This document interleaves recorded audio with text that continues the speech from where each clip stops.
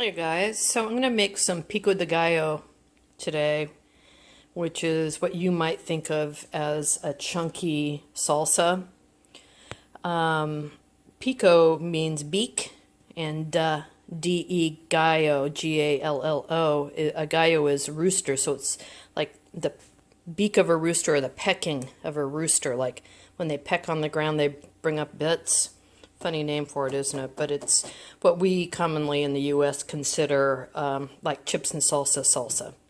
So what I have is a half of a Cherokee purple tomato that I used in a different recipe. Then I've got a beef steak here, and I'll use, I'm going to make a small batch. I won't use the beef steak because I want that for a sandwich. I'll do that. I'm going to do some cherry tomatoes because I do like sweetness in it. I have half of an onion. I may or may not use all that. I try to use, I don't know, this is my main. Maybe a quarter of it will be, a quarter of whatever this is will be onion.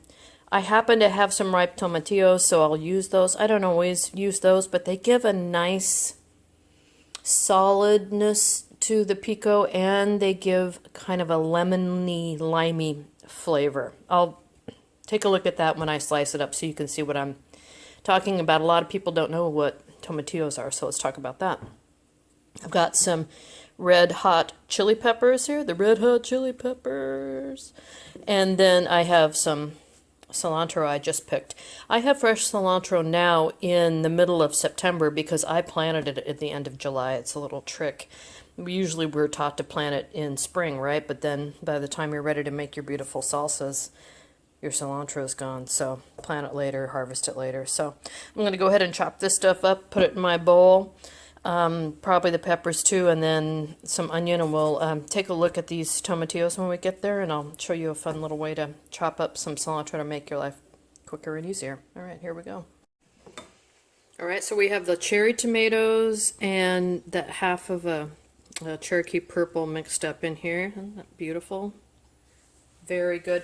Make the pieces however big you want them. I took the cherry tomatoes. I like those a lot. They're nice and sweet. I quartered them. Some of them I put into eighths. Do whatever you want. So now let's look at a tomatillo. So tomatillos grow like this, and they hang like a tomato does. They have this interesting husk on the outside of them, so it just peels away like paper. Pull that off. You know they're ripe when you kind of touch the husk and it's attached or peeling away a little bit in the bottom. Sometimes they'll ripen a little early, and that's what this one has. It hasn't fully filled out, but you can tell the color has changed, right? And here's another example of that where it's the fruit itself is pulling away from the paper, and the husk itself, the tomatillo itself also will change color just a little bit. See how this one's more yellow and this one's more green? Let's take a look at the inside. Isn't that interesting? So it's almost like styrofoam. These are all little seeds in there, and in a future video I'll show you how to get the seeds out of there and save them for next year. This is lightweight, has a very nice lemony, limey flavor, and is crunchy. So I like that, so I'm going to go ahead and chop up, well, I've got two peeled now, two of these. I should have rinsed that one first. I'm going to go ahead and rinse this. It has a little sticky substance on it. It's to keep the bugs from eating it. It's not harmful to people, but I'll just go ahead and rinse that off, and then we'll cut those up and put them in there.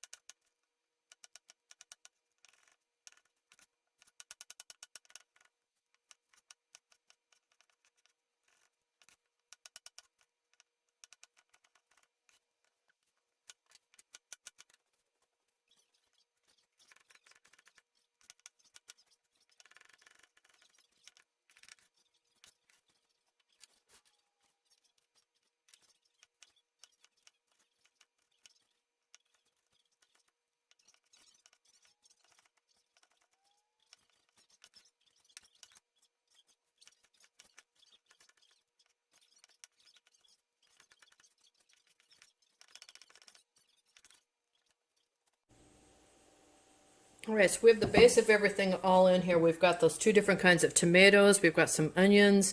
We have some tomatillos, and we have some hot peppers. And this is, I don't know, 4x4 quart? I don't know. You know, it's not that big. So the cilantro, my friend Ron, thank you, Ron, showed me how to do this.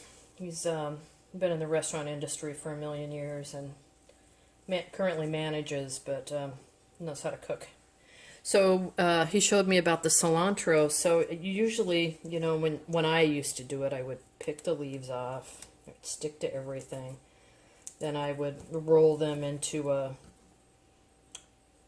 like a cigar, you know, and give them a chiffonade, like little skinny shaves.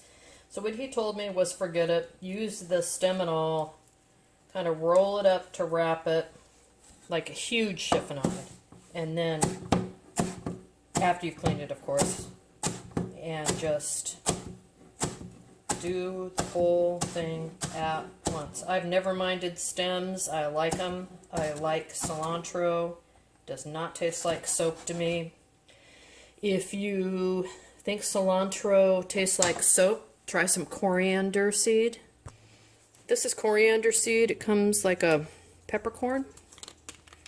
And what it is the seed of this cilantro, also known as coriander. When it goes to seed after it bolts, you can see it's these little bulbs. You can, balls, I mean, you can put them in a mortar and pestle and crush them.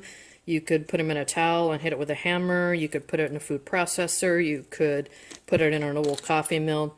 Anyway, it gives you a slightly different take on this flavor. So if you think this tastes like soap, give coriander a try. If coriander still doesn't float your boat, skip it.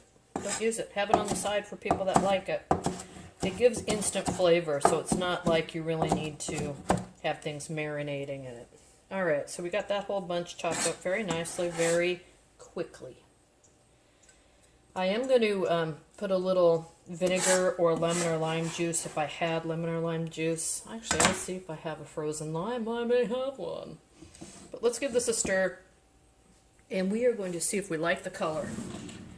If we like the amount of everything in here, right? So let's just stir for a second. Oh, jumper. This can be served right away. It can be kept in the fridge for up to a week, especially if you add vinegar to it. So I will say I like that. I like the way everything looks. I like the way it looks like the Mexican flag, right? So I'm going to go see if I have any lime. Hold on. Remember that freezer trick we talked about? Freezing extra citrus in case you need it later. Ta-da-da! Frozen lime, a half a lime. I'll leave that out. Put these bad boys back in. So I'll let that thaw and I'll add it. I want this to get a little juicier, so I'm going to add a little bit of salt in here. This is kosher salt, and I'm crushing it between my fingers while I drop it, so it looks like a lot, but it's really, I don't know, an eighth of a teaspoon maybe. And I am an acid person. I like acid a lot in here, so I'm going to add this whole half, but something that I do and people seem to like is a splash of white vinegar. Again, we say white when it's really clear. But that's how I make salsa fresca or pico de gallo. There is a recipe I have. I'll link it here somewhere on an approved recipe that you can can this. It's always better fresh in my opinion, but you can can it. But very beautiful. Good light over there, huh? Weird, funny day today for the light. So anyway, that's where you got it. Put it on your eggs. Put it on a sandwich. If you added cucumbers to this and some cabbage, or put a lettuce cabbage base and dump this on top and added a little something to it, this would be just salad. You could just make this into a fresh summer salad. Nice and cool would be awesome. So anyway, I'm going to let that melt up. then I'm going to eat this over the course of the next 2 days, and I'm sure I'll eat it up. So, thanks for watching. Let me know if you have any questions. Bye.